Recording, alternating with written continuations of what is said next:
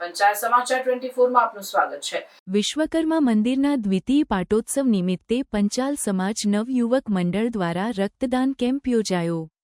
દેશની પ્રવર્તમાન પરિસ્થિતિને ધ્યાને રાખીને દાહોદ પંચાલ સમાજ નવયુવક મંડળ દાહોદ દ્વારા વિશ્વકર્મા મંદિરના દ્વિતીય પાટોત્સવ નિમિત્તે વિવિધ ધાર્મિક કાર્યક્રમોની સાથે સાથે માય બ્લડ સેન્ટર ના સહયોગથી બ્લડ ડોનેશન કેમ્પ મંદિરના પ્રાંગણમાં યોજવામાં આવ્યો હતો।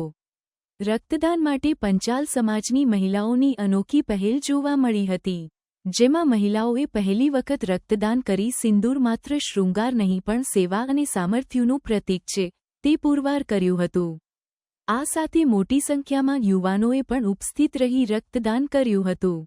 રક્તદાન કેમ્પમાં રક્તદાતાઓ દ્વારા સાંજે 5મી 8 વાગ્યા સુધીમાં કુલ 30 જેટલી બોટલ બ્લડ ડોનેટ કરીને દેશ પ્રત્યેનો પ્રેમ અને રાષ્ટ્રભક્તિનું ઉદાહરણ પૂરું પાડ્યું હતું।